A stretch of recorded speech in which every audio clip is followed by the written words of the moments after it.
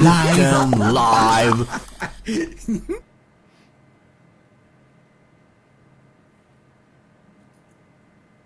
Pas de jingle. Ok, alors c'est parti. On devait avoir un petit jingle au départ, mais qui n'a pas eu l'air d'arriver. C'est pas grave.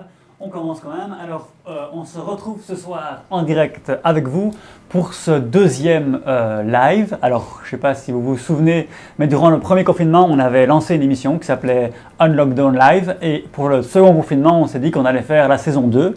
Mais on a quand même fait évoluer un peu le concept. Vous l'avez peut-être déjà vu la semaine dernière. On a fait à chaque fois une thématique par semaine et on essaye de creuser cette thématique plus en profondeur. On prend plus le temps avec des invités et avec vous pour réfléchir à ça. Alors la semaine dernière, Nabil avait animé une émission avec deux invités sur les questions de la sécurité sociale et des soins de santé et de la santé. Alors cette semaine-ci, on va aller vers un nouveau sujet qui est la question du climat et de la mobilité. Deux questions qui sont évidemment liées entre elles. La semaine prochaine, vous reverrez à nouveau Nabil qui reviendra animer une émission sur la question de l'économie. La semaine d'après, on aura une autre émission sur racisme et genre et on terminera avec une dernière sur les questions d'asile et de migration.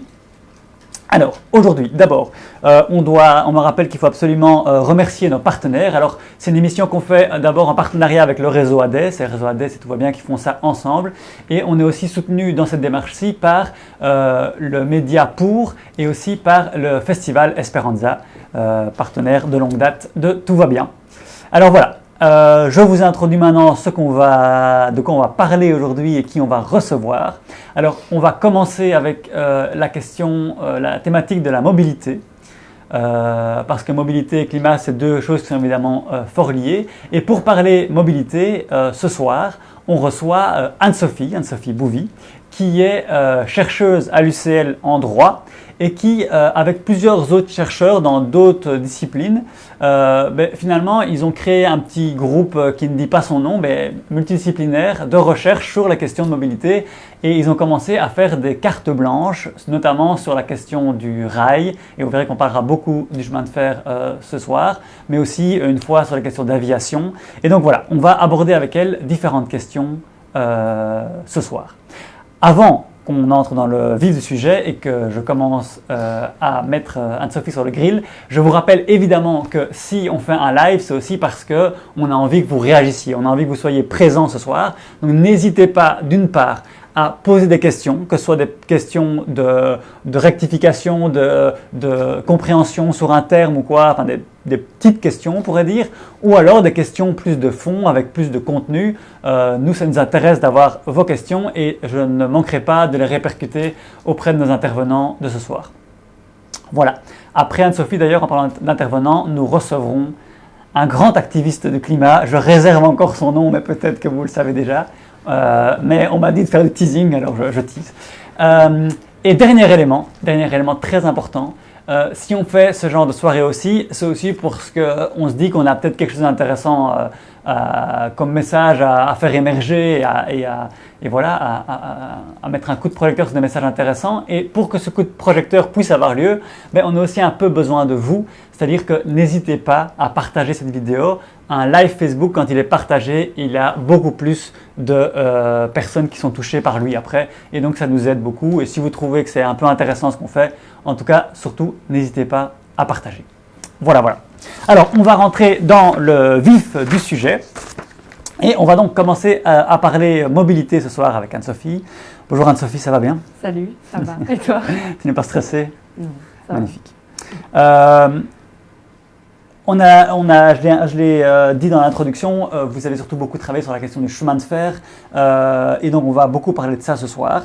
Et en matière de chemin de fer, très souvent quand on en parle ou quand on pose la question aux politiques, ce qui revient, c'est qu'on fait plus ce qu'on veut forcément en Belgique.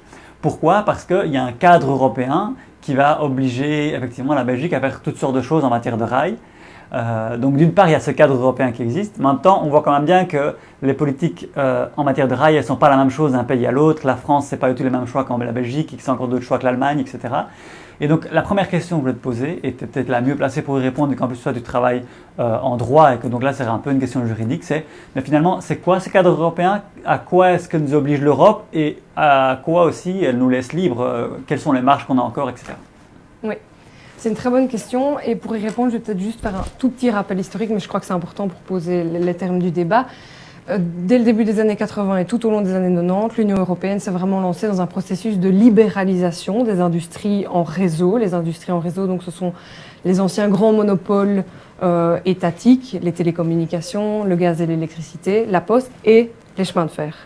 Et donc, précision terminologique importante, c'est libéralisation ne veut pas dire privatisation. La libéralisation, c'est l'ouverture du secteur à la concurrence, ouverture donc du marché sur lequel peut opérer tant des acteurs publics que des acteurs privés. Par contre, privatisation, là, c'est vraiment le transfert des capitaux publics vers des entreprises privées. Donc, ce qu'impose l'Union européenne dans tous ces secteurs-là, c'est la libéralisation, donc l'ouverture à la concurrence, mais les États membres peuvent décider de garder des entreprises publiques, mais qui alors opèrent sur le marché en concurrence avec d'autres entreprises publiques ou privées. Si je peux intervenir, donc pour bien être sûr de comprendre, ça veut dire qu'en Belgique, on ne doit pas forcément, si on doit libéraliser, on ne doit pas forcément rendre la SNCB privée, mais par contre, on doit autoriser d'autres acteurs privés potentiellement à aussi proposer une offre sur le rail.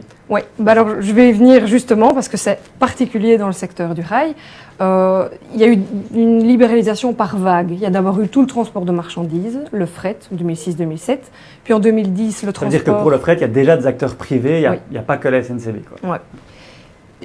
En 2010, transport international de passagers. Et là, on sait que pour aller à l'étranger, on peut choisir SNCF, Thalys, Eurostar, les Virgin Trains. Enfin, là, il y a le choix de plusieurs compagnies.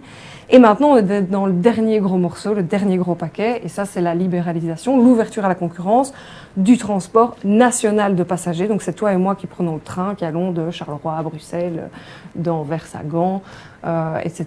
Et ça, dans un premier temps, l'Union européenne, elle a imposé une séparation comptable entre celui qui va gérer l'infrastructure, donc vraiment les voies de chemin de fer, et celui qui s'occupe de l'activité de transport, dans le but de favoriser l'ouverture à la concurrence en créant des marchés distincts, et dont notamment un marché de l'offre de transport. Les États membres étaient libres d'aller plus loin que cette gestion comptable et de faire une vraie scission juridique. Et ça, c'est ce qu'a fait la Belgique. Donc on a Infrabel qui s'occupe du réseau ferroviaire, et on a la CNCB qui s'occupe de l'offre de transport. Et ça, ce n'est pas une généralité dans l'Union européenne. Il y a beaucoup de pays, l'Autriche, la France, l'Italie, qui ont gardé au moins une coupole commune.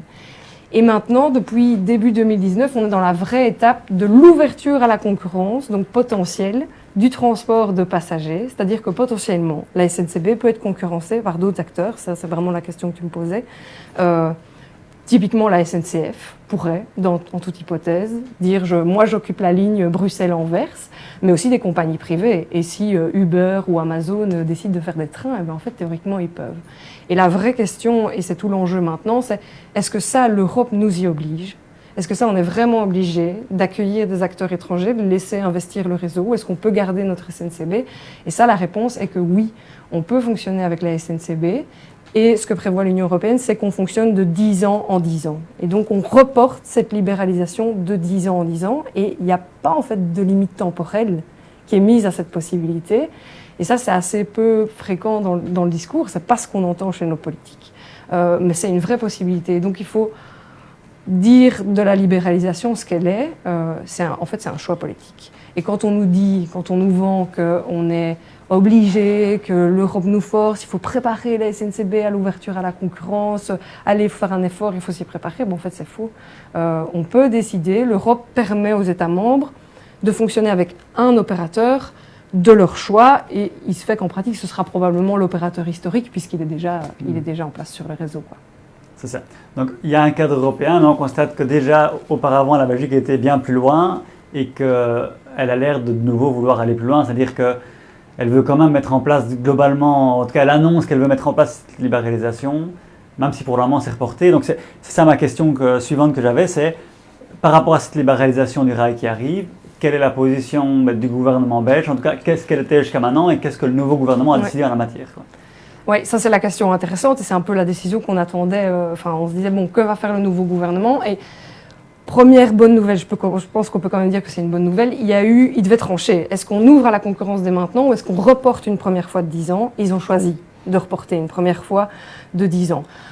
Il y a eu une mobilisation syndicale assez forte sur ces questions-là, ça c'est clair, ça a joué, mais le motif principal c'était que la Belgique n'était quand même pas prête, opérationnellement parlant, à accueillir de la concurrence étrangère. Donc libéralisation mise au frigo, disons, pendant 10 ans. Mais ce qui est marrant, c'est que ce qu'on fait sortir par la porte revient quand même par la fenêtre, parce que dans le même temps, le gouvernement nous dit « mais je vais mettre en place, dans un bassin de mobilité à définir, un projet pilote ». Un projet pilote qui consiste à attribuer à un opérateur public ou privé, mais d'après ce qu'on sait, ce serait un opérateur plutôt privé, l'ensemble des contrats de mobilité de ce bassin. Ensemble des contrats de mobilité, donc ça veut dire train, bus, métro, tram, vraiment tous les contrats mobilité. À un opérateur, qui pourra être un opérateur privé, ce sera probablement le cas. L'avantage de confier tous les contrats mobilité à un opérateur, c'est évidemment une meilleure coordination des modes de transport, d'accord, mais il y a vraiment des sérieux dangers. Le premier, je dirais, c'est un risque de tentative déjà, en test grandeur nature, une forme de régionalisation du rail, ce qui n'a pas de sens pour un pays de la taille de la Belgique. Je pense qu'on aura l'occasion d'en reparler. Et puis, en fait, c'est une manière de faire de la libéralisation qui ne dit pas vraiment son nom, avec les conséquences qu'on connaît dans les pays où la libéralisation a été poussée, qui a en général des inconvénients pour les usagers, avec une fluctuation des prix du billet, une hausse des prix en heure de pointe, une baisse dans les heures creuses et généralement une détérioration des conditions de travail des cheminots et des cheminotes. Et j'enchaîne rapidement sur ça parce que c'est un point quand même important de l'accord de gouvernement aussi, les conditions de travail. Ce que notre nouveau gouvernement nous dit, c'est qu'il va falloir adapter la politique des ressources humaines de la SNCB pour la préparer, voir si la SNCB est prête à l'ouverture à la concurrence. Donc, on voit quand même que l'ouverture à la concurrence, c'est un horizon, on dit qu'on l'a reporté de 10 ans, mais il n'est pas très loin.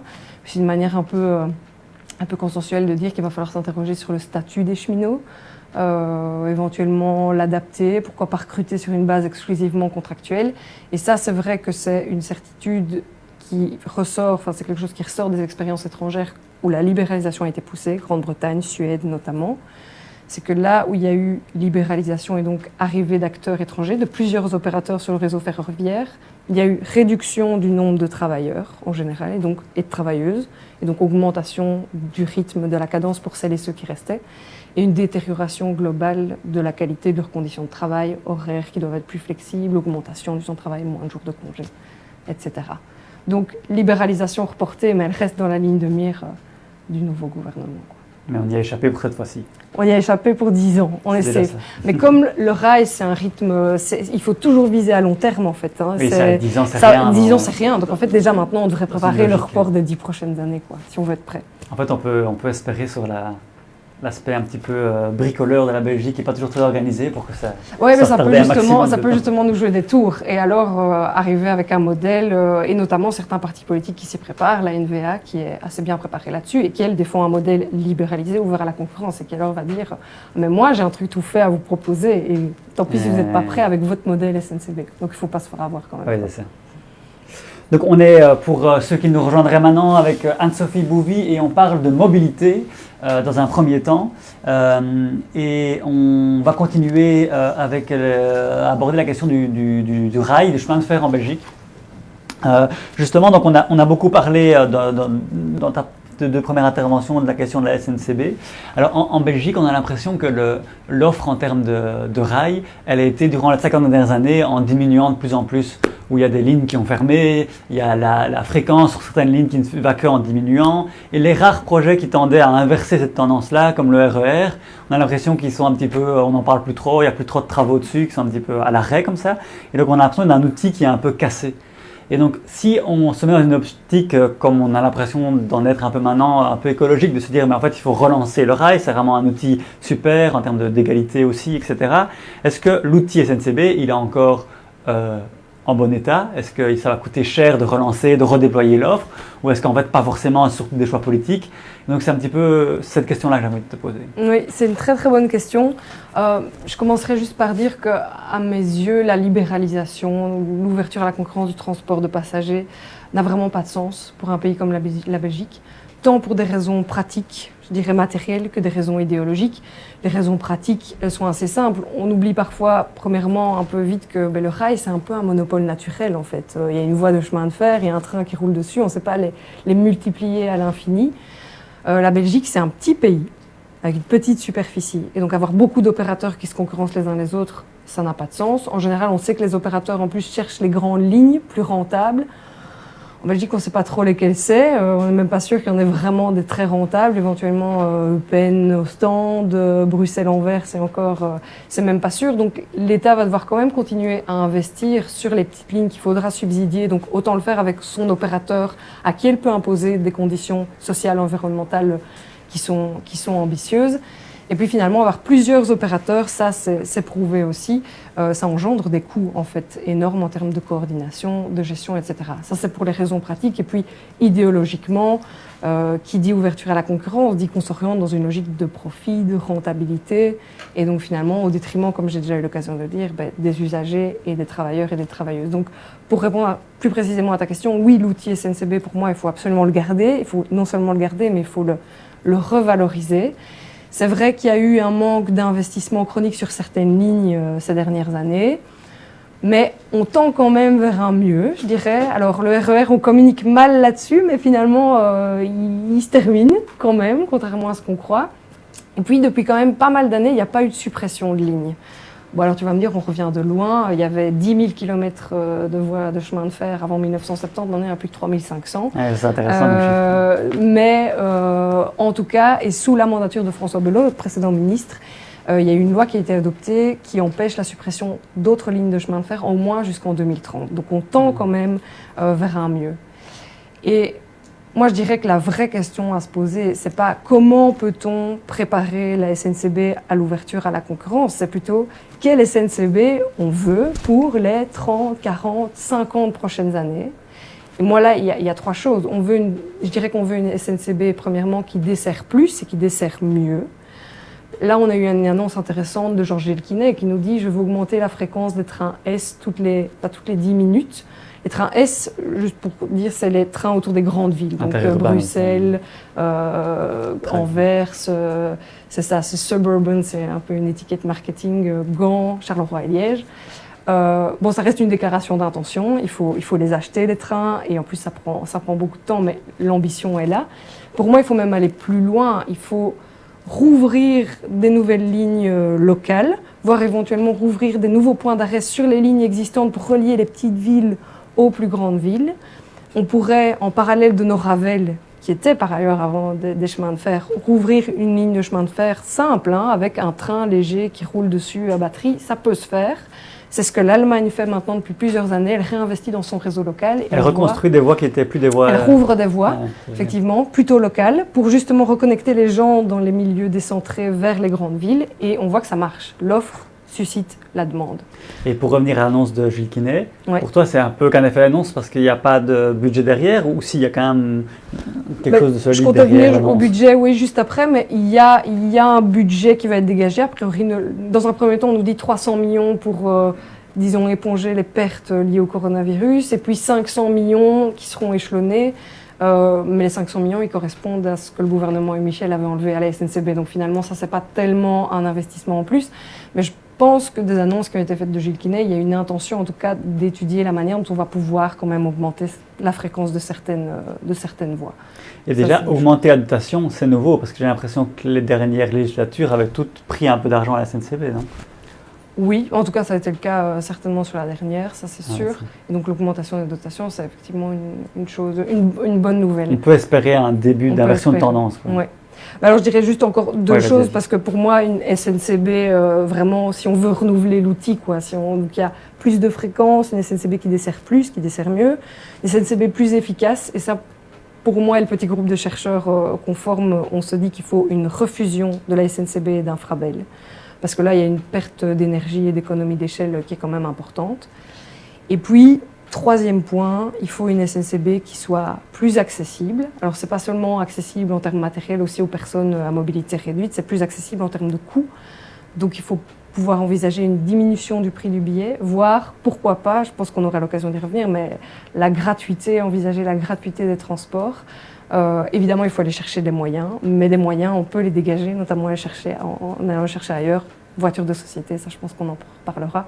Mais donc oui, outils SNCB, toujours à valoriser. Mais la question du prix, effectivement, on y reviendra plus tard, mais c'est intéressant de se dire que si on veut que le rail soit attractif par rapport à d'autres moyens de transport plus polluants, il faut aussi qu'il soit au moins Qu'il soit accessible. moins cher, quoi, en Et tout ça, cas. le SPF Mobilité a sorti tout récemment une étude qui montre qu'effectivement le prix du billet reste décisif et rédhibitoire pour toute une catégorie de personnes encore maintenant, quoi. Et ça, enfin, je ne sais pas si tu as ce degré de connaissance, mais c'est pas prévu dans l'accord de gouvernement de diminuer le prix des tickets. On a dit simplifier la grille tarifaire, mais simplifier, ça ne veut pas dire... Non, ça, à ma connaissance, c'est pas au programme, c'est quoi. pas au programme, non.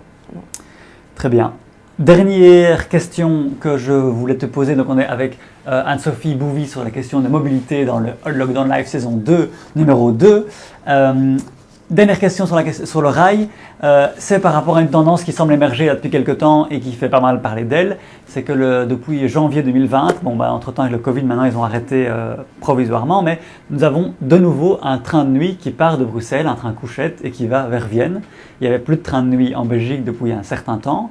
Donc on s'est dit, est-ce que c'est un cas isolé? Sauf que depuis, il y a une seconde annonce où le chemin de fer suédois semblerait envisager une connexion entre la Suède et la Belgique aussi par train couchette voilà, pour le futur. En cas étudié, on n'est pas sûr que ça aura lieu, mais donc on dirait qu'il y a le début d'une tendance, alors qu'en France, la SNCF ne faisait que supprimer des lignes et qu'en Belgique, on a carrément tout supprimé depuis longtemps. La question que j'avais envie de te poser, c'est est-ce que c'est un truc de niche ou est-ce que ça peut vraiment être une offre qui est intéressante et qu'on peut déployer, quoi? Et aussi, est-ce que ça restera un truc un petit peu qui a une chouette image mais qui n'a pas vraiment beaucoup d'impact, ou c'est un truc qui peut vraiment être utile, en fait, le train de nuit dans un schéma de mobilité général et aussi dans une mobilité qui soit plus écologique? Oui.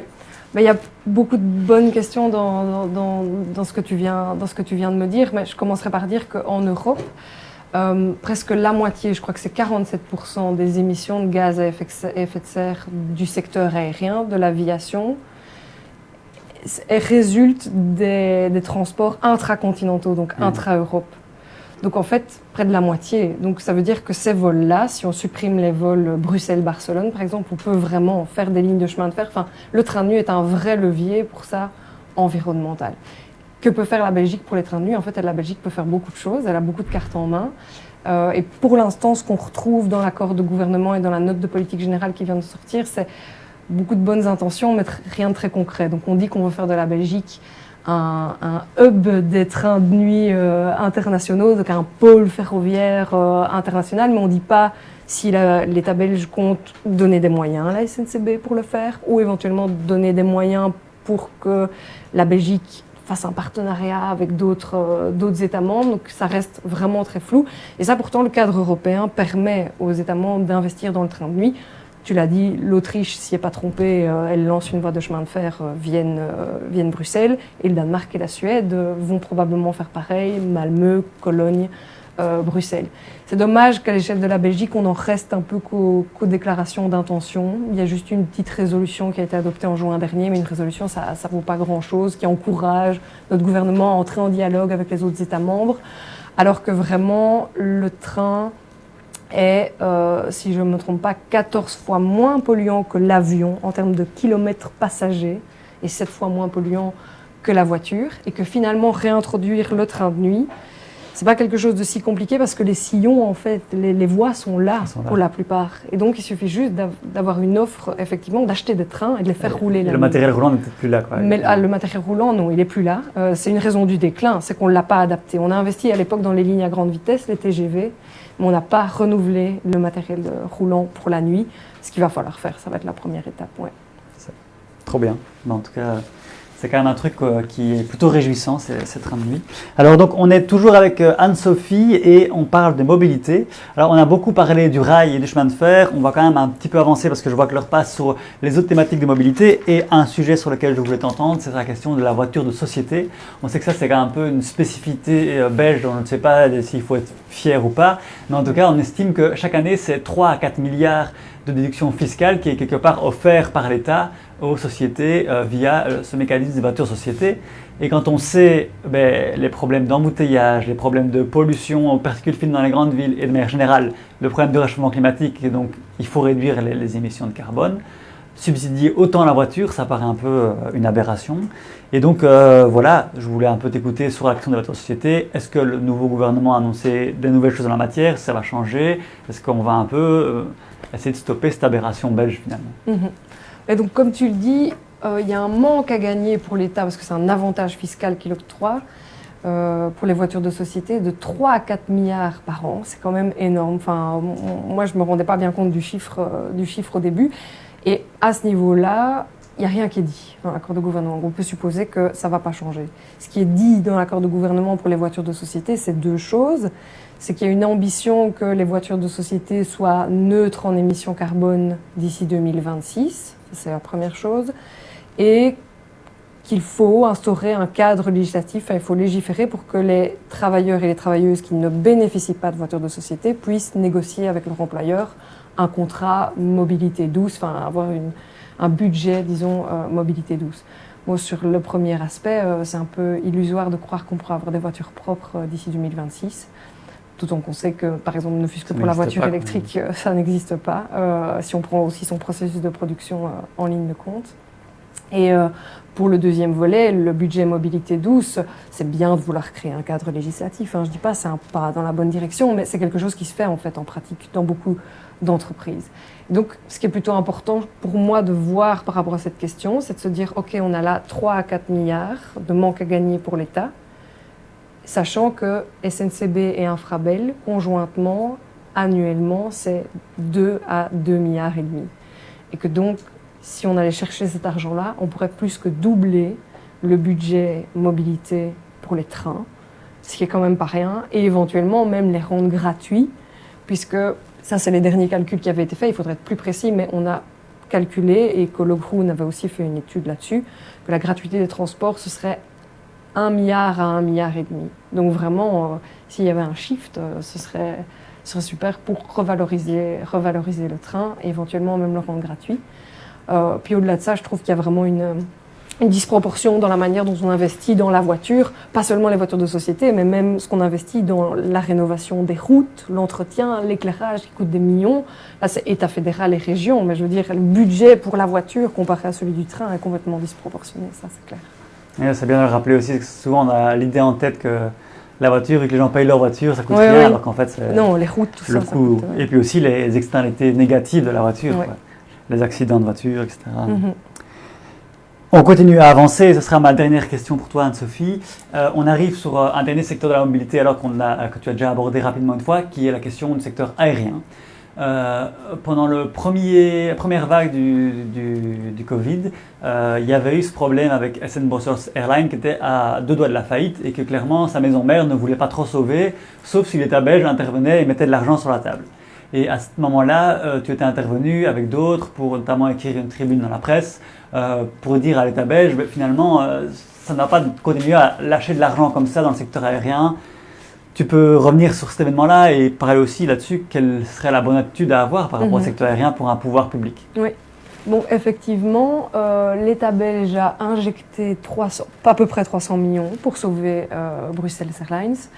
Et à l'époque, ce qu'on avait critiqué, c'est pas tellement le sauvetage en lui-même, c'est plutôt le fait qu'il s'était accompagné d'aucune garantie sociale, environnementale liée à ce sauvetage. Bon, sur le sauvetage, si on avait juste laissé faire le marché, que l'État n'était pas intervenu, c'est clair que les acteurs faibles, comme Brussels Airlines disparaissent. Mais ça ne veut pas dire qu'alors il y a une réduction du trafic aérien qui serait favorable à l'environnement. Non, le vide qui serait laissé là, il serait comblé par d'autres, probablement des compagnies low cost qui sont encore moins soucieuses des conditions de travail et de l'environnement.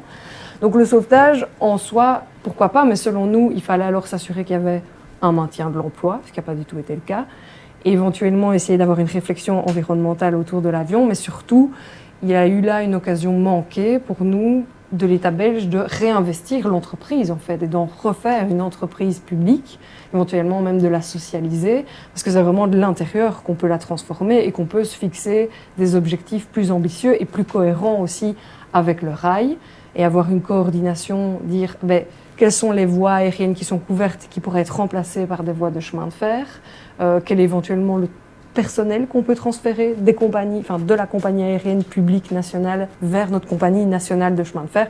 Tout est beaucoup plus cohérent évidemment quand le public réinvestit le secteur, selon moi, et le groupe de chercheurs dont je fais partie. Merci beaucoup pour tes interventions. Je vais me retourner maintenant un petit peu pour voir si du côté du Facebook Live on a des questions d'internautes. Jérôme, si tu as des questions à nous communiquer pour Anne-Sophie ou pas du tout. Alors une question, un témoignage peut-être. Le témoignage de Peter, je le dis parce que c'est un ancien, ou d'ailleurs il travaille toujours au chemin de fer. Donc il dit Peter, 21 ans au sein des chemins de fer, c'est une longue suite de restructuration. J'ai connu la SNCB unitaire, puis morcelée. Il me reste 20 mois à y travailler. Connaîtrai-je un jour la réunification avant mes 20 mois? Bon, il est fort possible que tu aies déjà répondu à la question, mais au moins le témoignage de Peter est passé. Oui, c'est super intéressant parce que moi je pense que c'est clair que l'avenir, si on veut un secteur ferroviaire qui est, comme je disais, qui dessert mieux, bien, avec un maillage vraiment, il faut réintégrer les deux compagnies ensemble.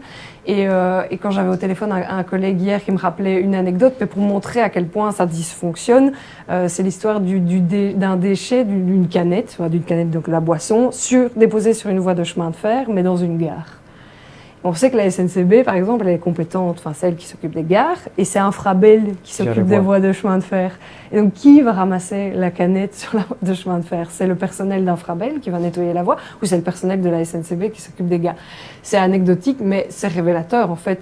Et dans des cas plus sérieux, quand il y a un accident sur une voie et qu'il y a des passagers qui sont impliqués, il faut remonter toute la chaîne de commandement d'Infrabel, la chaîne de commandement de la SNCB, pour finalement aboutir à une décision. Et c'est une demande des travailleurs depuis longtemps quand même de garder ces choses-là ensemble. Ensemble, je pense que si on leur pose la question, en tout cas, les syndicats, ça c'est clair. Mais parce que ça rend tout plus compliqué, plus cher et moins efficace. Ouais.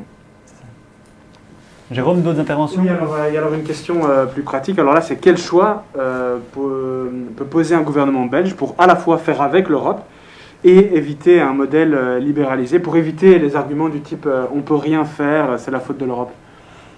Tu comprends la question ou tu veux que je la...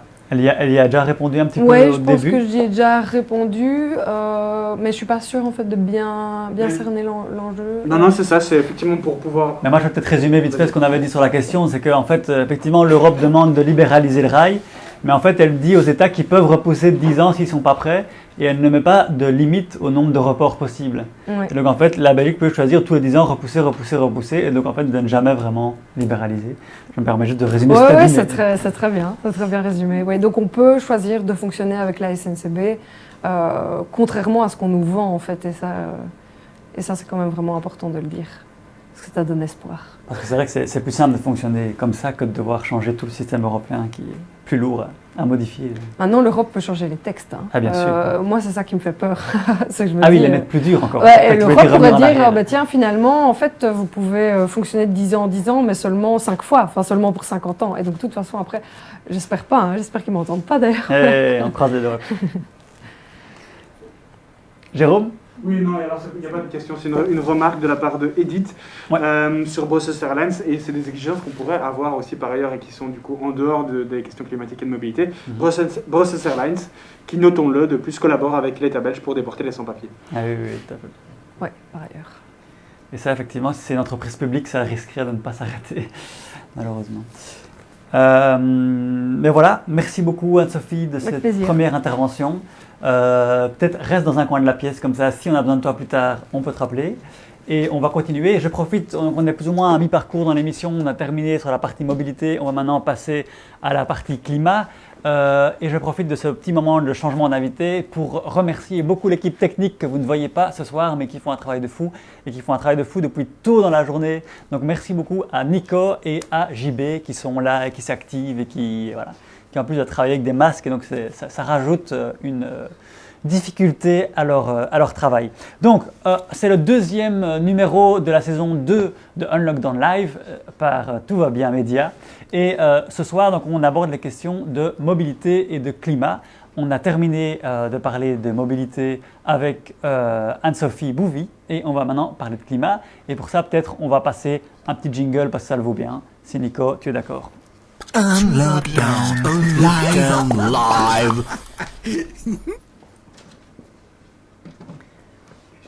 Voilà. Nous revenons en direct et nous accueillons notre invité. Donc, j'ai le plaisir d'avoir à mes côtés Yann Verhoeven. Alors, Yann, apparemment, tu n'es pas bien mis. Il faut que tu te bouges un peu vers la gauche, d'après ce qu'on me dit. Ou c'est bon, là, on a changé la caméra. Si. Voilà. Alors, Yann, toi, tu es un militant de la cause climatique depuis longtemps. Tu me disais que si je devais te présenter, je devais parler de Act for Climate Justice dans laquelle tu es impliqué. Et on va parler climat avec toi. Et c'est un moment un peu intéressant pour parler climat. Pourquoi? Parce que l'année écoulée, ça paraît déjà loin maintenant avec le Covid, mais avant le Covid et avant même les élections belges, il y a un peu plus d'1 an, ça a été caractérisé par une période de militantisme assez fort sur la question du climat, où beaucoup de revendications ont été posées. Et donc l'idée aussi ce soir, c'est de faire un peu le point en fait. Suite à toute cette mobilisation-là, qu'est-ce qu'on a obtenu, qu'est-ce qui reste à obtenir, où est-ce qu'on en est, et tout ça. Alors la première question que je voulais te poser, justement, c'était par rapport à ça. En fait, d'où on vient avec le gouvernement précédent et où en est-on maintenant avec le nouveau gouvernement? Est-ce que c'est tout aussi pire? Est-ce que ça va mieux? Quelle est la situation? On commence par ça peut-être. Ouais, du coup, sur les questions climatiques, en tout cas en Belgique, on vient de très loin, quoi. Le précédent gouvernement, c'était vraiment catastrophique. On avait un niveau d'ambition vraiment zéro. On était vraiment au niveau des cancres européens sur le plan énergie-climat. Et donc, on vient vraiment de très très loin à ce niveau-là. Malgré ça, on a eu effectivement toute la mobilisation climatique au niveau mondial, mais qui a été particulièrement fort en Belgique, avec une vague de mobilisation énorme. Les étudiants, les secondaires qui étaient dans la rue de manière massive, plusieurs marches qui étaient historiques. Et malgré ça, on a vu un gouvernement qui a très très peu bougé, un plan énergie-climat qui était avec des niveaux d'ambition très très faibles. Donc aujourd'hui, avec le nouveau gouvernement, en tout cas dans la politique, dans la déclaration de politique gouvernementale, on a quand même quelque chose qui est beaucoup plus ambitieux. On tourne un peu une page au niveau des ambitions, au niveau de ce qui est proposé. Donc on part de... là, quelques chiffres, mais on part de niveau d'ambition, on est à moins 35% de réduction d'émissions de gaz à effet de serre pour 2030. Ici, on a quand même boosté le truc. Maintenant, le gouvernement parle de moins 55% pour 2030, neutralité carbone en 2050. Donc c'est des choses dont on ne parlait pas du tout il y a quelques années. Donc si on regarde ça de manière positive, on peut se dire, waouh, en fait, le mouvement climat... dans toute sa diversité, a quand même réussi à mettre ça à l'agenda, a réussi à en faire un sujet important et à faire qu'aujourd'hui, même dans une coalition gouvernementale qui rassemble un peu tout le monde, le climat soit un des sujets importants de l'accord, qu'il y ait des objectifs qui sont pas suffisants, mais qui sont quand même ambitieux, en tout cas beaucoup plus ambitieux qu'avant. Donc voilà, on a quand même fait un switch à ce niveau-là. Ça, c'est quand on regarde de manière positive, évidemment. Quand on creuse un peu plus loin, il y a quand même toute une série de choses à redire par rapport à ce qui est aujourd'hui sur la table. La première chose, c'est que ça reste très très vague. On a un accord de gouvernement, on a mis une note de la ministre, aujourd'hui d'orientation, qui reste très vague, avec des objectifs moins 55% pour 2030, neutralité carbone 2050, qui sont plus ambitieux qu'avant, mais qui sont tout à fait insuffisants si on veut rester plus ou moins dans ce qui ressortait de la COP21 à Paris, l'accord de Paris, avec maximum 1,5 degré de réchauffement, 2 degrés, pas plus. Ben en fait, moins 55%, ça ne nous permet pas de rester dans cette courbe-là. Donc on devrait faire plus, mais c'est déjà un objectif plus ambitieux. Mais même après, quand on creuse, c'est qu'on n'est pas du tout clair sur comment est-ce qu'on va atteindre ces moins 55%, qui sont déjà pas assez ambitieux, mais qui sont déjà là. Il n'y a pas du tout un chemin qui est tracé, il n'y a pas une voie qui est évidente. Au contraire, on voit toutes les difficultés que ça peut générer. Bon, en Belgique, on est évidemment toujours un peu compliqué. On a une gouvernance climatique qui est particulièrement complexe et particulièrement inefficace. Et donc, il faudrait que les régions, parce que le gouvernement fédéral ne peut pas imposer à toutes les régions cet objectif de réduction, il faudrait qu'il y ait un accord de l'ensemble des régions, l'ensemble des entités fédérées là-dessus. Et là, c'est loin d'être gagné.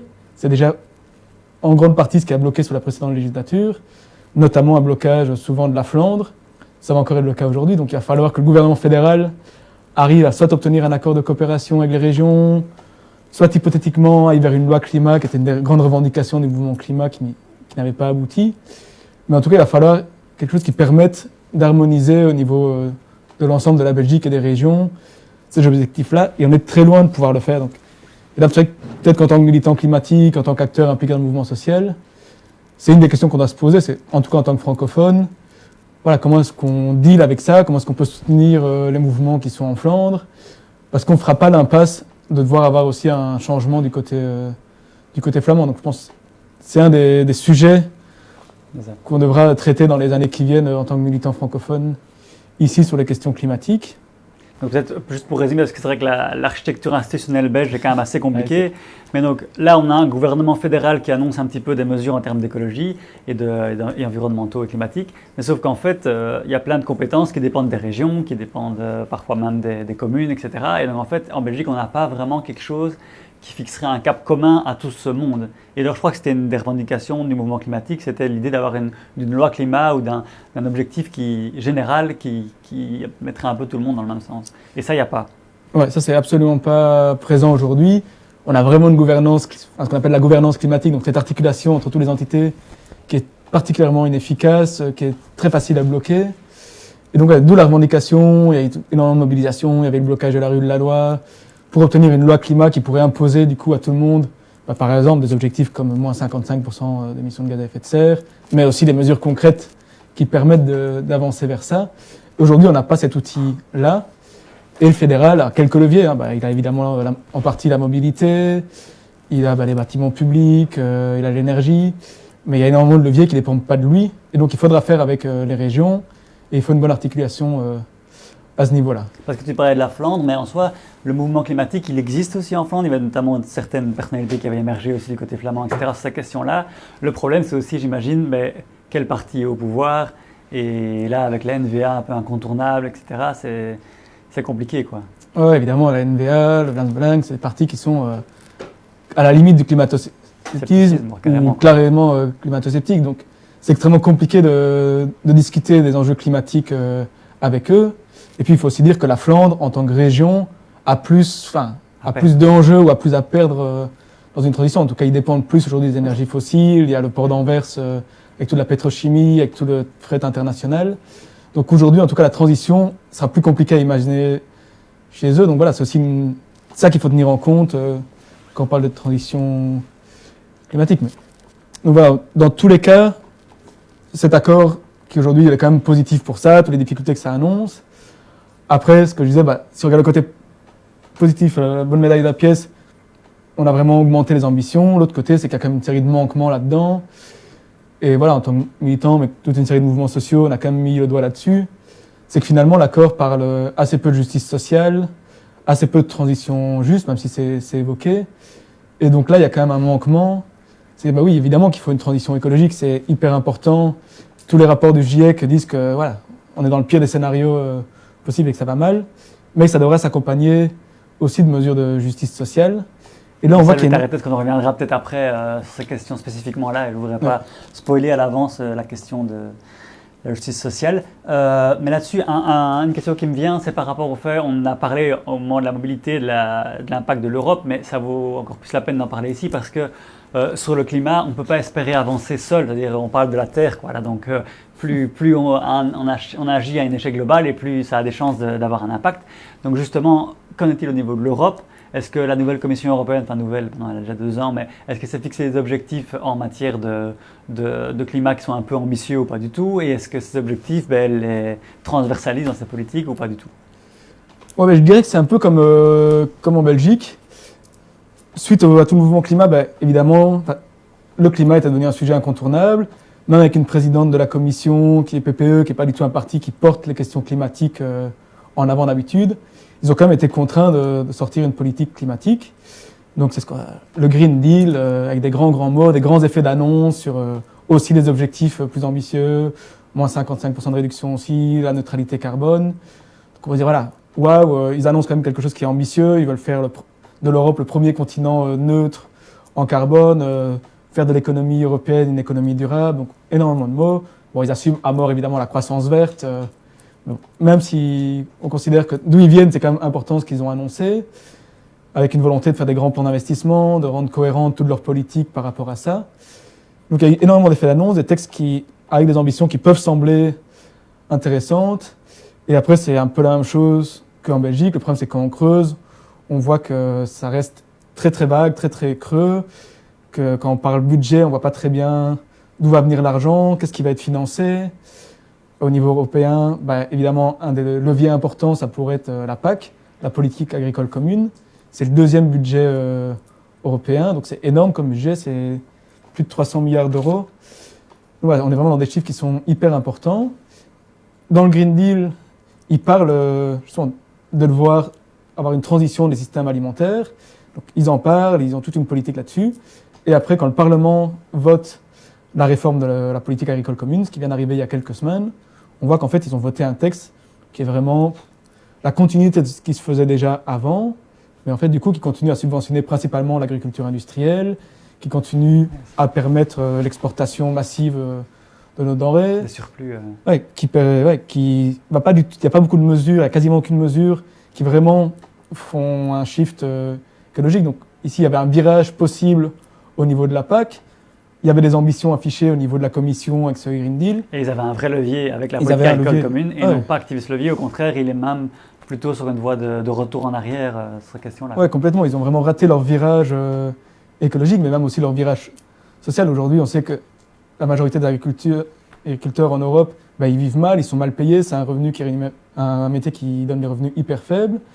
Et la nouvelle PAC ne va pas du tout résoudre ce problème-là non plus. Donc, encore une fois, on est sur ces enjeux où on rate et le virage social et le virage écologique, alors qu'on a les leviers, on a les budgets, c'était même pas qu'il fallait aller chercher des nouveaux financements. Réalloué différemment, quoi.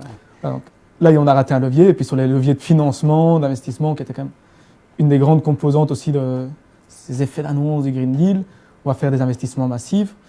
Aujourd'hui, les chiffres qui sont sur la table sont vraiment beaucoup trop bas, sont quasiment ridicules. On ne sait pas où on va aller chercher l'argent. Avec Tout va bien, vous avez fait une super interview de La Route sur qui fait sa grève de la faim, qui vient d'arrêter, mais avec cette idée d'une taxe sur les transactions financières. Et on voit que même sur des mesures comme ça, qui sont sur la table depuis hyper longtemps, qui ne sont pas non plus révolutionnaires hyper du tout, minimaliste, quoi, quelque part. En fait, ça bloque. Alors que, voilà. Donc on est quand même dans des effets d'annonce, plus que dans des mesures concrètes qui permettraient vraiment d'avoir un changement au niveau européen. Et c'est un peu la même chose, en fait, au niveau belge, sauf qu'aujourd'hui, on peut encore laisser un peu fils des doutes au gouvernement belge, qui viennent de commencer. Mais c'est clair que ce qu'on a besoin aujourd'hui, c'est de changements beaucoup plus systémiques, de regarder ça de manière beaucoup plus globale et d'avoir des vrais changements qui s'attaquent au modèle de production, qui s'attaquent au modèle de consommation. Et ça, c'est l'une des choses qui sont annoncées par le GIEC, qui dit voilà, il faut un changement radical. Donc, le GIEC annonce ça, et aujourd'hui, on voit qu'il n'y a pas du tout un changement de logiciel au niveau des chefs d'État, que ce soit le gouvernement belge, que ce soit au niveau européen, quoi. Vous êtes sur Unlockdown Live et on parle climat. Alors, petite incise dans cette émission, Pour parler climat, on aurait bien voulu éventuellement avoir une amie à nous qui s'appelle Pauline et qui travaille à Greenpeace sur les questions justement de climat.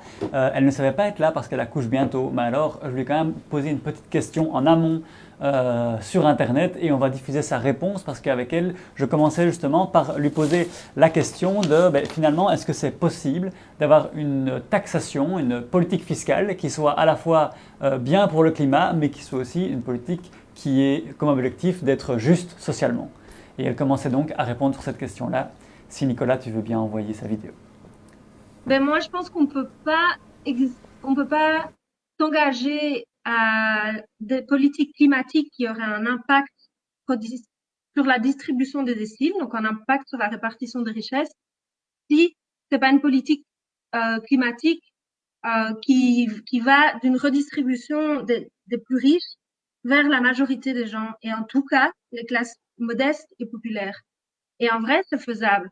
Donc la taxe carbone, actuellement, comme elle a été pensée dans la plupart des pays, c'est clair que ça touche la classe moyenne et la classe populaire de manière disproportionnée, quoi. Et on peut tout à fait imaginer des taxes carbone, des impôts sur la fortune, ventilés par l'impact carbone de là où sont placées ces richesses, dans quelle société, là où sont placés ces actifs, en prenant en compte l'aspect carbone de ces actifs. Et donc, on pourrait très bien imaginer des taxations qui touchent les 3% les plus riches, par exemple. Ou on peut imaginer des taxations qui touchent les plus gros pollueurs en allant toucher les dividendes que fournissent les banques et qui sont en fait investis dans des postes etc. Donc on peut tout à fait penser le mot taxe en lui-même, je n'est pas à bannir, surtout dans une telle période de crise, mais on peut penser ces taxes d'une manière à ce qu'elles arrivent à un taux positif net pour les classes moyennes, modestes, populaires. Et je trouve que pour l'instant, la manière de penser la taxe carbone, c'est pas ça, et du coup, c'est violent, quoi.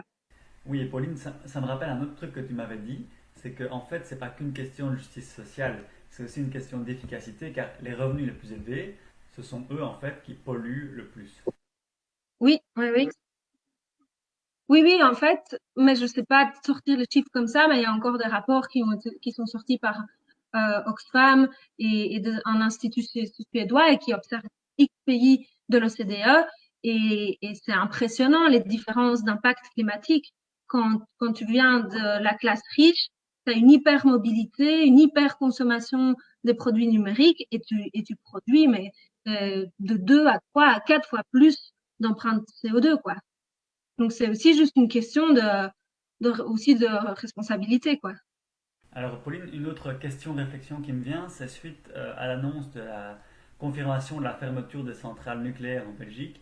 On a l'impression que tout le monde est un peu pris par surprise sur les pertes d'emplois que ça va provoquer.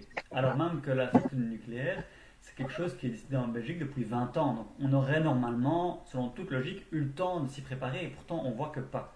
Et donc je me demandais là-dessus, concernant la transition, on sait que ça provoquera des pertes d'emplois. Est-ce qu'on s'y prépare? Est-ce qu'on réfléchit? Est-ce qu'on chiffre? Ouais, attends. Ben, déjà, il faudrait se poser cette question, parce que la question que tu poses, les politiques et même, j'avoue, les syndicats, je trouve, te la posent pas assez. Juste réaliser, OK, ben, pas comme on a fait avec le nucléaire. Comme tu dis, ça fait 20 ans qu'on en parle et puis on a l'impression que c'est hier qu'on a appris qu'il y aurait des emplois perdus, quoi.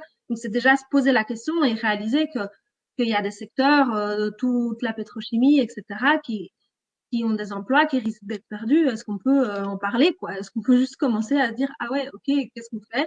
Donc moi, je pense qu'une des premières choses, c'est être en capacité de comprendre le nombre de jobs concernés, qu'on ne fait pas, que personne ne fait pour l'instant, de réaliser dans quel secteur ils sont et où seraient les jobs créés, parce qu'il y a un gros potentiel d'emploi, de création d'emplois vraiment énorme dans des secteurs intéressants. Mais donc, il faut développer ces deux expertises. Et puis, à partir de là, on se dit, mais comment on aide les travailleurs à transiter, quoi. Et là, pour moi, c'est la question de la sécurité sociale et des fonds de transition. Il faut se dire maintenant, ah oui, OK, si c'est autant d'emplois, c'est quel budget et comment on obtient ce budget et où est-ce qu'on l'accueille? Pour moi, c'est au sein de la sécurité sociale. C'est peut-être un tabou, c'est peut-être un gros mot, j'en sais rien, mais pour moi, c'est là qu'il y a le plus structurel à faire. Et ça, il faut commencer à le planifier, quoi. Ce qu'on fait, je sais pas pourquoi, mais ce qu'on fait pas assez pour l'instant, quoi. Et après aussi, il y a la question de bien réaliser la qualité de ces emplois. C'est pas tout de parler, de se dire. Moi, je pense que vraiment la transition écologique et sociale, c'est un potentiel d'emploi porteur de sens et que le taux de création d'emplois va être net. Mais après, il faut voir quelle qualité d'emploi et il faut bosser à des emplois de qualité, qui peut ne pas être toujours le cas. On observe en Écosse que les emplois dans les énergies renouvelables, c'est pas des emplois de qualité comparés à ceux dans le nucléaire. Et donc, il faut aussi bosser sur ça. Ça peut pas être du dumping social, ça peut pas être des emplois précaires. Donc, il y a aussi cette question-là. Et sans ça, comment tu peux motiver les gens? Parce qu'ils sont juste là, ouais, bon, la transition que vous nous vendez, pour nous, c'est du chômage. Donc, voilà, il faut bosser sur cette question. Elle est prioritaire et pour l'instant, on n'y met pas l'énergie qu'il faut, quoi. Voilà, merci beaucoup à Pauline d'être intervenue et bonjour à elle si elle nous regarde ce soir. Et on va continuer maintenant avec Yann, donc on parle climat dans Unlock Down Live. Et là-dessus, je voudrais embrayer sur la première question que j'ai posée à Pauline, sur la question de la fiscalité. On parle beaucoup là de ces dernières semaines de la question de la taxe carbone. Donc visiblement, c'était plus ou moins dans l'accord de gouvernement et puis c'était critiqué par certains membres de la majorité, etc. Et évidemment, certains fustigent directement l'aspect antisocial qu'une telle taxe pourrait avoir. Parfois parce qu'ils sont vraiment préoccupés de social, parfois parce que c'est une bonne excuse pour ne rien faire sur le climat. Mais là-dessus, quel est ton avis là-dessus sur la taxe carbone, mais de manière plus générale, en termes de fiscalité, qu'est-ce qu'on peut faire et qu'est-ce qu'il faut mieux éviter de faire voilà. Ouais, Pauline, on a touché déjà un mot, mais c'est clair que c'est un peu le débat du moment. C'est cette taxe carbone, ou en tout cas ce qui aujourd'hui est dans l'accord de gouvernement. On parle de tarification carbone. L'idée, elle est assez simple, c'est de dire, en fait, oui, on doit faire payer les pollueurs. Le coût des énergies fossiles, par exemple, n'est pas du tout représentatif du coût pour la société. Donc, on doit augmenter le prix et peut-être avec cet argent qui va se dégager, pouvoir diminuer le prix d'éléments plus durables. Il y a une rationalité derrière. Le problème, c'est qu'effectivement, c'est un mécanisme qui peut être injuste socialement, qui va proportionnellement plus toucher les personnes les plus précaires. Aujourd'hui, on sait que les plus grands pollueurs, c'est les plus riches. Et de manière très large, ils ont vraiment un taux d'émission de gaz à effet de serre qui est vraiment beaucoup plus important. En France, on parle jusqu'à 40 fois plus que les plus défavorisés. C'est énorme. Mais malgré ça, si on fait une taxe carbone, en tout cas, tout dépend de la manière dont on va le faire, mais ce seront les plus précaires qui vont proportionnellement être le plus touchés.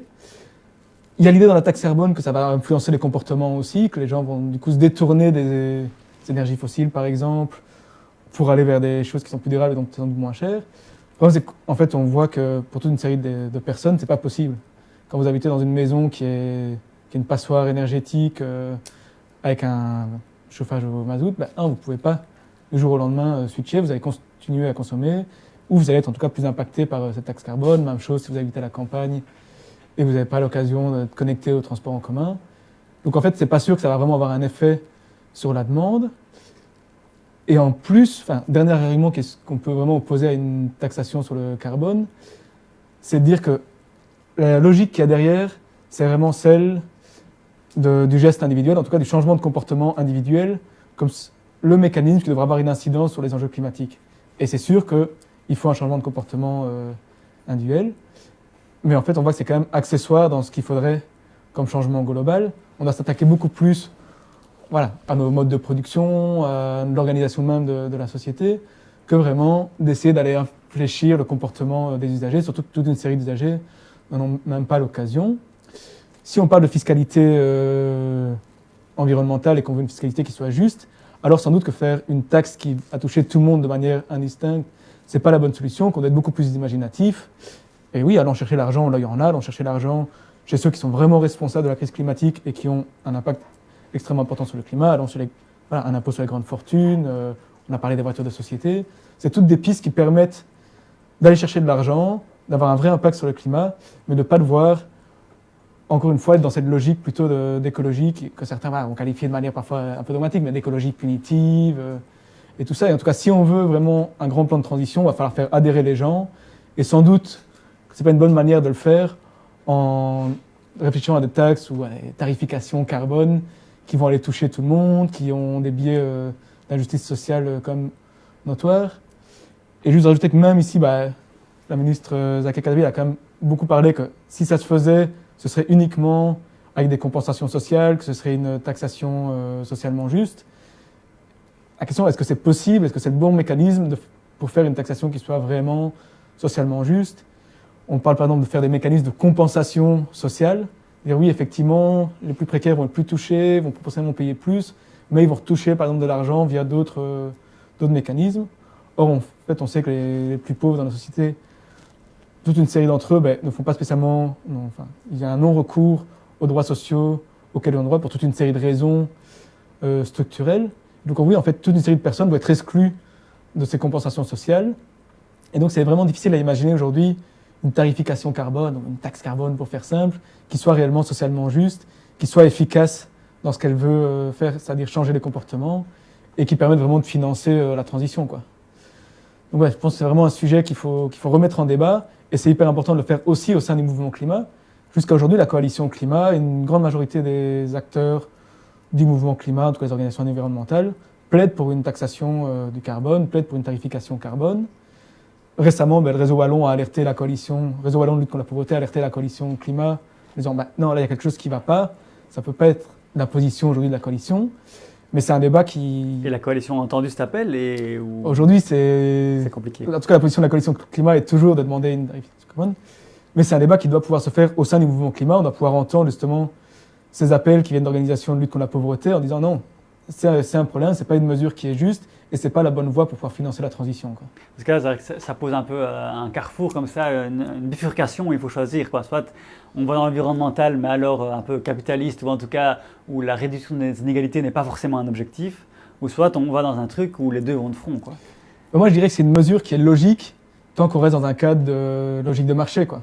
Ah, Évidemment, un économiste classique, dans une logique de marché, va dire on doit infléchir les comportements, c'est une bonne manière en jouant sur les prix. Mais en fait, ce n'est pas du tout la solution aujourd'hui aux enjeux climatiques. Si on doit voir ça de manière systémique, si on veut allier justice sociale, justice climatique, effectivement, ce n'est pas la bonne solution. Et on est sur des enjeux qu'il faut gérer de manière beaucoup plus systémique. Surtout qu'on a vraiment besoin d'une adhésion de la population qui soit très très large et qu'on peut résoudre en résolvant une série de problèmes climatiques, aussi une série de problèmes sociaux, quoi. Ouais, et pour moi, c'est ces lunettes-là qu'il faudrait toujours avoir quand on parle climat. C'est dire, on doit faire une transition, on doit changer de modèle de société. Comment est-ce qu'on fait pour que ce modèle de société, il ait un impact positif sur la vie du plus grand nombre? Soit au profit de la majorité. Voilà. Et là-dessus, c'est pas vraiment ce qui semble sortir de l'accord de gouvernement. Non, il y a tout et son contraire dans l'accord de gouvernement, vu que la diversité des partis qui est autour de la table. Mais en tout cas, même en filigrane, on a du mal à voir ce changement systémique qui se dessinerait, quoi. C'est ça. Et là-dessus, ça introduit bien la question suivante, c'est que tu disais il faut pouvoir convaincre la majorité.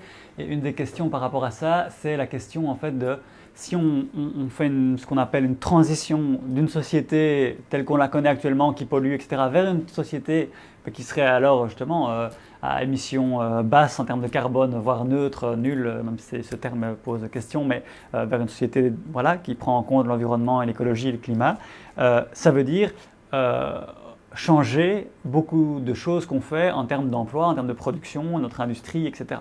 Et donc, ça veut dire potentiellement fermer certaines industries, fermer certains secteurs, et donc des pertes d'emplois.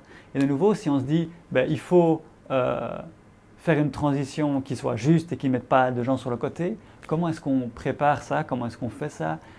Est-ce que c'est possible de se préparer à une nouvelle société avec l'adhésion de tout le monde? Je pense que déjà, on commence par le préparer, ce qui serait déjà un bon point. Aujourd'hui, on n'en est pas du tout là. La question de la transition... C'est ce que disait Apolline tantôt. Hein. Ouais, la question de la transition juste, c'est dans l'accord de gouvernement.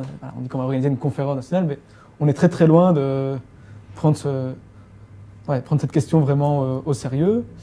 Mais ce qu'il faut pouvoir dire, c'est si on veut vraiment avoir une adhésion à la population, si on va avoir quelque chose qui soit juste, en fait, il va falloir aller vers des choses qui sont aussi la répartition des richesses.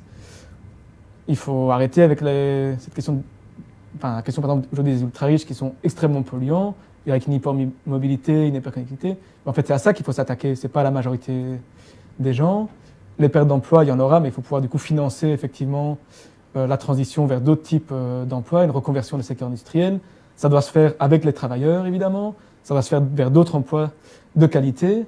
Mais tout ça, ça va coûter de l'argent. Il faut aller chercher l'argent. Là, il y en a, dans les multinationales qui sont les plus polluantes, chez les plus riches. Mais tout ça, ça doit effectivement s'anticiper. Ça doit s'anticiper avec les personnes concernés. Et ce qu'on doit pouvoir offrir aux gens, c'est un horizon où en fait ils vont mieux vivre. Et si on prenait vraiment à bras le corps la question climatique et la question sociale, l'horizon qu'on va proposer, c'est un horizon où les gens vont mieux vivre, où même s'il y a des pertes d'emplois, même si, et ça il faut pouvoir le dire, on va fermer des secteurs, il faut fermer les secteurs de production qui aujourd'hui sont nuisibles, sont néfastes pour l'environnement, sont néfastes socialement. Il faut fermer ces secteurs-là, mais il faut une reconversion de ces secteurs-là vers d'autres choses. Et la transition écologique, elle va créer de l'emploi aussi. Il faut s'assurer que ce soit des emplois de qualité, il faut s'assurer qu'il y a un match et une transition des travailleurs d'industries qui soient plus polluantes vers des industries qui ne soient pas polluantes. Et ça pose une question qui est quand même relativement propre, ou en tout cas plus vraie encore pour la question du climat, c'est que ça demande des politiques très long terme en fait, parce qu'effectivement cette perte d'emploi elle sera peut-être pas demain, mais elle sera là dans 5-10 ans, et donc ça veut dire qu'il faut préparer ce moment-là. Or en Belgique, encore plus qu'ailleurs, on a l'impression que c'est vraiment très fort dans le court-termisme. On le voit avec le nucléaire, on sait depuis 20 ans qu'on va fermer, on a l'impression que c'est maintenant qu'on découvre qu'il y a des pertes d'emploi dans le nucléaire qui vont là-dessus sans doute arriver. Ouais, c'est une équation qui est difficile à résoudre. Ouais, évidemment, et c'est électoralement parlant, c'est parfois aussi compliqué à pouvoir gérer, vu qu'on est dans des choses qui sont très loin, où les conséquences vont être dramatiques, se manifestent déjà aujourd'hui, mais principalement dans des pays du Sud, ou chez les personnes les plus précaires, chez les agriculteurs. En tout cas, la majorité des gens aujourd'hui ne sont pas concernés par vraiment les impacts du changement climatique. Donc on va aujourd'hui pouvoir entamer une transition avec une vision à long terme. Donc ça, effectivement, c'est compliqué. En même temps, on sait que ça va arriver. Et en tout cas, quand on voit le nucléaire, effectivement, là, c'est la caricature de ça fait 20 ans qu'on sait qu'on a fermé et rien n'est prêt. On est à peu près dans le même schéma sur le reste des enjeux climatiques. Après, c'est encore une fois ce que je dis, c'est qu'aujourd'hui, on pourrait prendre des mesures qui, même si elles auront un effet sur les questions climatiques dans longtemps, peuvent déjà améliorer la vie des gens aujourd'hui. Par exemple, parlons d'une mesure concrète, ça pourrait dire on isole massivement, on fait un plan d'isolation massif des bâtiments. Il y a 20% des Belges qui sont en précarité énergétique, 30% à Bruxelles. Faisons un plan d'investissement massif là-dedans, isolons ces maisons-là. Ça aura un impact direct sur la vie des gens, mais ça aura un impact sur le climat à long terme aussi, et ça permettra d'allier un peu ces deux enjeux. Ouais. Je pense que c'est dans ce genre de mesures qu'il faut aller chercher. Même chose, on a parlé un peu d'agriculture.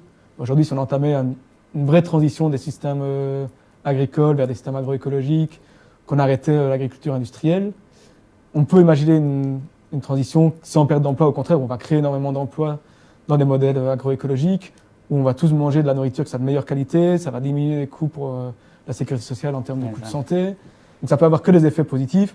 La majorité des gens, s'ils peuvent se payer cette nourriture-là, et donc c'est un vrai enjeu, mais s'ils peuvent avoir accès à une nourriture de qualité, qui soit biologique, qui n'ait pas d'impact sur leur santé, évidemment, les gens ne vont pas refuser ça. Donc favoriser des mesures qui ont un impact sur le climat, mais qui ont déjà aussi un impact maintenant sur le niveau de vie des gens, sur la qualité de vie des gens, etc. On va terminer avec encore une question pour Yann. Je voulais juste rappeler aux personnes qui nous suivent en direct que n'hésitez pas à poser vos questions en commentaire. On les retransmettra à Yann après, on discute avec plaisir. Mais avant d'en arriver à vos questions, une dernière question pour Yann, c'est que justement, j'en ai touché un mot par rapport à la fermeture annoncée du nucléaire.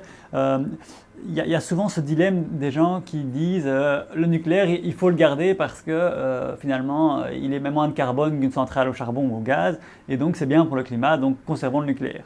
Et puis il y a un choix d'une majorité, pas tous, mais une majorité quand même du mouvement environnementaliste et écologique pour dire non, le nucléaire, il faut le fermer, c'est un danger, etc. Donc je voulais te poser la question à toi. D'après toi, le nucléaire, bien, pas bien, est-ce qu'on fait bien le fermer? C'est quoi l'enjeu avec le nucléaire finalement? Oui, évidemment, c'est la question du moment. Mais je pense qu'ici, on a beaucoup parlé vraiment climat, émissions de gaz à effet de serre. En fait, il faut voir un peu les choses de manière plus systémique. Si on parle d'environnement, en fait, les questions d'émissions de gaz à effet de serre, ce n'est pas le seul enjeu. Le nucléaire, ce n'est pas juste une question d'émissions nettes de CO2. C'est tout le processus de construction, d'entretien des centrales. C'est tout le monopole que ça crée en termes de production d'énergie et donc toute la puissance qu'on donne à certaines multinationales. C'est surtout la gestion des déchets. Aujourd'hui, il n'y a pas de solution sur comment on va gérer ces déchets. Donc, si on se pose la question sur le long terme, aujourd'hui, on crée aussi un problème avec la gestion des déchets qui est hyper problématique. Donc, oui, il faut sortir du nucléaire. Je pense que c'est important. C'est faux de dire que c'est une énergie qui est positive pour le climat, parce qu'en fait, construire des centrales, les entretenir, c'est un coût écologique qui est élevé, ça produit des déchets. Le problème, c'est qu'aujourd'hui, encore une fois, on n'a pas anticipé ça. Et donc on se retrouve potentiellement à devoir reconstruire des centrales à gaz qui vont émettre du CO2. Si on avait anticipé davantage, on aurait pu vraiment être leader sur la question des énergies renouvelables. Dans tous les cas, il faut aussi pouvoir diminuer notre consommation d'énergie et on doit passer par là, sinon on aura toujours un problème de production. Mais donc oui, je pense que c'est un enjeu qui est important. Aujourd'hui, la sortie potentielle dans quelques années, ça nous permet de sortir du monopole de certaines grandes multinationales, de se réapproprier le marché de l'énergie, d'aller vers une énergie qui est beaucoup plus décentralisée. Évidemment, il faut maintenant avoir un plan pour que ça se passe dans des bonnes conditions, que ce soit une vraie réappropriation citoyenne des questions énergétiques et que ce ne soit pas quelque chose au rabais ou quelque chose qu'on aille vers la reconstruction massive de centrales au gaz pour pouvoir subvenir à une consommation qui continue d'augmenter notre... Parce que l'enjeu, c'est ça aussi, c'est que normalement, on est censé diminuer notre consommation d'électricité et globalement, c'est une tendance qui avait l'air de suivre. Et puis là, on voit que l'arrivée des voitures électriques qu'on nous vend comme la solution en termes de mobilité, ça va créer un gros problème parce qu'on va devoir produire plus d'électricité si on doit tous rouler avec ça. Et donc, c'est pas juste la question de la production, c'est la question de la consommation aussi, évidemment. Oui, en fait, il faut pouvoir le dire, c'est qu'aujourd'hui, transformer notre parc en parc électrique, c'est un non-sens aussi. Ce qu'on doit faire, c'est diminuer le parc de voitures de manière générale et de manière plus globale. On doit aller vers un ralentissement de l'économie, on doit produire moins pour mieux répartir les richesses. Et c'est ça les enjeux aujourd'hui. Si on veut continuer dans la même croissance qu'aujourd'hui, mais de manière un peu plus verte, comme l'annonce de la Commission européenne, en fait, c'est un non-sens. On va d'office rater la courbe de réduction des gaz à émissions de serre. Et pourtant, dans la tête d'une série de nos gouvernants, en fait, peut-être dans la majorité, c'est vers ça qu'on va. C'est pour ça qu'on parle par exemple beaucoup de neutralité carbone. Et dans l'accord de gouvernement en Belgique et au niveau européen, on parle... Ça, peut-être en deux mots, c'est quoi le principe de la neutralité carbone ? Neutralité carbone, c'est un peu un terme magique qui est beaucoup combattu dans les mouvements sociaux, mais qui a fini par s'imposer quand même à l'agenda des gouvernements. À la place de parler de réduction de gaz à effet de serre, ce qu'il faudrait faire aujourd'hui, on parle de neutralité, c'est-à-dire qu'on doit pouvoir absorber autant de gaz à effet de serre qu'on produit. Il faut que ce soit un vase communicant. Le problème, c'est qu'aujourd'hui, absorber du carbone, c'est compliqué.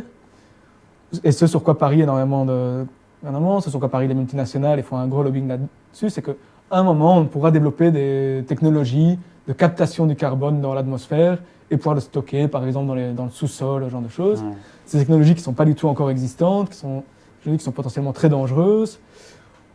Et donc, voilà, aujourd'hui, quand on parle de neutralité carbone, on parie sur ce genre de technologie, on parie sur d'autres fausses solutions, comme par exemple les agrocarburants.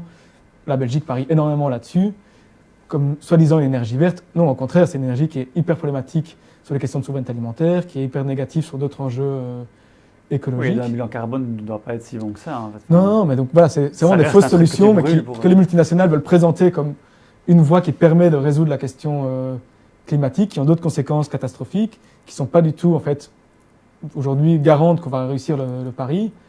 Or, une manière pour ceux qui sont au pouvoir aujourd'hui de se dire non, mais on va gérer la situation, c'est-à-dire on va continuer notre croissance comme ça, on sait qu'on ne va pas réussir à maintenir la courbe de réduction qu'on devrait avoir. Mais à un moment, on arrivera à stocker du carbone, à capter le carbone, et donc on arrivera à la neutralité carbone. Donc, on va rater la courbe, mais on rattrapera plus tard en développant des technologies. Et on est un peu on joue un peu à l'autruche à ce niveau-là. Et c'est pour ça qu'il faut vraiment se méfier dès qu'on voit le mot neutralité carbone, dès qu'on voit des questions sur émissions négatives, stockage du CO2, biocarburants. Derrière ça, en fait, il y a toutes des logiques qui sont des logiques de multinationales, qui veulent essayer de garder le système tel qu'il est, et qui vendent un récit. Qui vendent un récit, qui aujourd'hui est celui qui est en train de passer au niveau aussi des gouvernements. Parce qu'évidemment, c'est plus facile de se dire, on va continuer comme ça en verdissant un peu le parc électrique, en faisant une taxation carbone, que dire non, on doit assumer qu'il faut un vrai chiffre de société, qu'on doit sortir de ce modèle de production, ce modèle de consommation, qu'il faut interroger le productivisme. Voilà, évidemment, c'est deux logiques qui s'affrontent dans la question climatique. Et que là, les mouvements sociaux sont vraiment hyper importants pour pouvoir amener vraiment ce récit de non, il faut une rupture dans notre modèle de société, il faut une vraie transition. Et que c'est ça l'enjeu des prochaines années, je pense, en tant que militant, en tant qu'associatif, en tant que mouvements sociaux. C'est de pouvoir garder ce récit-là, c'est de pouvoir combattre les fausses solutions, solutions miracles. Donc c'est pas gagné du tout, quoi, parce qu'aujourd'hui, on voit qu'on ne prend pas du tout cette perspective-là. On voit que c'est pas du tout ce qu'il y a dans les accords de gouvernement. on a encore du pain sur la planche à ce niveau-là pour combattre ces récits-là et amener des solutions qui sont beaucoup plus efficaces. Merci, ça ressemblait assez bien à un bon mot de conclusion, ça Yann, c'est parfait. Je vais maintenant me retourner un peu vers Jérôme pour voir s'il y en a éventuellement dans les gens qui nous suivent en direct sur Facebook ou YouTube des questions qui nous sont parvenues. Je répéterai d'ailleurs les questions parce que tantôt on nous a fait savoir que tout le monde ne comprenait pas forcément quand c'était Jérôme qui parlait. Du coup, une première question sur pour parler aux militants qu'est Yann. Est-ce que par rapport à la taxe carbone, il faut du coup se mobiliser contre cette taxe carbone? Et nous demande Olivier. Donc une question d'Olivier qui demande si les militants doivent se mobiliser contre ou pour la taxe carbone. Moi, je pense qu'aujourd'hui, l'enjeu, il est déjà de pouvoir se faire un vrai avis. Ça reste très vague, ce qui est aujourd'hui dans les textes. Mais ouais, je crois que ça doit être un débat qu'on doit avoir au sein des mouvements sociaux, au sein de l'associatif. Et a priori, une grande majorité des formules, on doit se mobiliser contre une taxe carbone. Après, si ce qu'on met derrière une taxe carbone, c'est en fait aller taxer les grands revenus, évidemment, moi je soutiendrais ça. Mais en général, c'est pas ça qu'on entend par taxe carbone. Si on parle de tarification du carbone, c'est probablement à combattre. Mais je pense que la première étape, c'est même à débattre. Aujourd'hui, c'est vraiment un sujet qu'on a assez peu débattu dans le mouvement, qui aujourd'hui arrive tout d'un coup sur la table. Et on n'est pas du tout assez près. Heureusement qu'il y a des acteurs comme le Réseau Wallon, de lutte contre la pauvreté, qui ont sonné l'alarme. Donc je pense que c'est une question qu'on doit vraiment saisir pour pouvoir combattre effectivement tous les biais injustes socialement qui peuvent survenir dans ces enjeux d'environnement. Mais... Super, merci Yann. Jérôme, d'autres questions? Une question de Léa, en fait, qui va vraiment qui est la continuité de la taxe carbone. Donc, dans le pipeline du budget européen est entrée la taxe plastique de l'Union européenne, dont les contours sont flous, selon Léa, mais qu'on accuse déjà d'avoir un impact surtout sur les consommateurs. Est-ce que toi, Yann, tu as pu analyser cette taxe? Est-ce que tu as déjà un avis là-dessus? Demande Léa. Donc, en deux mots, Yann, avant que tu parles, donc, il y a une question qui concerne la taxe plastique qui a été mise en place par l'Union européenne et dont on a l'impression que l'effet, il se fait surtout ressentir sur le consommateur, là-dessus qui paye l'effet de la taxe, plus que sur les multinationales qui le subissent. Ouais, je ne suis pas un spécialiste de la question de la taxe plastique, mais encore une fois, c'est la même logique que sur la taxe carbone. C'est de dire on va essayer d'utiliser l'incitant prix pour modifier les comportements. À un moment, il faut pouvoir prendre des mesures qui soient aussi plus coercitives. C'est non, en fait, le plastique, si c'est négatif, il faut que ce soit interdit. Il faut qu'on ait des cadres réglementaires qui permettent ce genre de choses. Or, ici, c'est clairement, encore une fois, la logique de marché. On va essayer par le prix d'empêcher ou de diminuer la production de plastique. Or, en fait, on a d'autres leviers qui sont activables, et notamment en fait, les interdictions de certains types de production, l'interdiction de certains types de produits. Et à mon sens, c'est beaucoup plus là-dessus qu'il faut pouvoir aller, quoi. Ça me paraît une bonne réponse. Jérôme, d'autres questions ou réflexions? Une dernière question de la part de Jonathan. Est-ce qu'on peut vraiment compter sur les coopératives citoyennes de production d'énergie renouvelable pour justement actionner cette fameuse transition énergétique dans l'optique où on ne comptera pas sur le nucléaire, par exemple? Oui, donc effectivement, Yann disait que le nucléaire favorisait la concentration, et donc les acteurs multinationaux, etc. Et donc face à cette concentration, une alternative, ça pourrait être les coopératives énergétiques. Et donc la question, c'est est-ce que c'est vraiment une alternative crédible et surtout souhaitable? Je pense que c'est une alternative crédible. C'est une alternative qui est déjà existante aujourd'hui et qui fonctionne déjà. Par contre, c'est sans doute pas une alternative suffisante, quoi. Effectivement, en deux mots, dire ce que c'est, en fait, par exemple, un projet, ça ressemblera à quoi? Aujourd'hui, une éolienne, par exemple, typiquement, ça peut soit être mis en place par une grande multinationale, soit par des plus petits acteurs privés, soit aussi par des acteurs plus citoyens, comme une coopérative.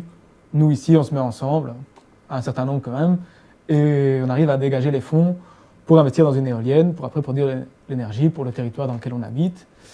Et donc oui, c'est un instrument qui est hyper intéressant, qui permet une vraie réappropriation directe par les habitants d'un territoire de la production d'énergie. Après, ça ne va pas éliminer non plus la responsabilité, par exemple, de l'État sur la production d'énergie. Il faut sans doute qu'il y ait encore des investissements, et des investissements importants, des pouvoirs publics dans les questions énergétiques. Il y a encore un rôle à jouer à ce niveau-là. Mais s'il doit avoir un soutien des pouvoirs publics, est-ce qu'on a envie qu'en fait ça aille vers des entreprises privées, vers des multinationales pour favoriser l'énergie renouvelable, ou vers d'autres types d'acteurs, des acteurs publics, des acteurs citoyens? Donc c'est un peu là aujourd'hui où il y a aussi l'enjeu. En fait, il va y avoir un investissement, il faut faire un switch sur des investissements qui existent encore massivement dans les énergies fossiles vers des énergies qui sont beaucoup plus propres, mais au bénéfice de qui sont les acteurs qui vont tirer des bénéfices en fait de ces investissements, quoi. Et là, effectivement, les coopératives citoyennes sont un des acteurs parmi d'autres qui sont importants. Super. Et donc c'était tout, Jérôme Et donc voilà, on arrive doucement vers la fin de cette émission qui a déjà duré beaucoup plus que l'heure qu'elle devait normalement durer. Donc on va doucement arriver vers la fin. Je voulais vous remercier de nous avoir écoutés. On espère que ça a été un petit peu intéressant pour vous. Vous avez appris des choses. N'hésitez pas éventuellement à poser des questions, même si vous le voyez après coup. Je ne doute pas que Yann repassera ou Anne-Sophie sous le live pour répondre à vos questions par écrit. Nous, on se retrouve de toute façon la semaine prochaine. Alors, ça ne sera pas moi, ça sera de nouveau Nabil qui remplit pour une seconde fois. Et donc, il va parler d'économie la semaine prochaine. Qu'est-ce que le nouveau gouvernement va faire, notamment dans le contexte de post-Covid et le plan de relance, etc. Comment est-ce qu'on fait pour avoir un plan de relance qui soit surtout juste et potentiellement aussi qui tienne en compte des questions climatiques et environnementales. En tout cas, c'était un plaisir d'être avec vous ce soir. Encore un grand merci à JB et Nico qui ont géré la technique et un grand merci à Jérôme qui a géré les commentaires et la gestion de publications sur les réseaux sociaux. Et voilà, et aussi oui, je devais remercier nos partenaires, le réseau Hades, Esperanza Festival et pour le Mediapour pour leur soutien à cette initiative. Et voilà, merci à tous et à bientôt. Et merci à mes invités aussi. Quand même. And lockdown live.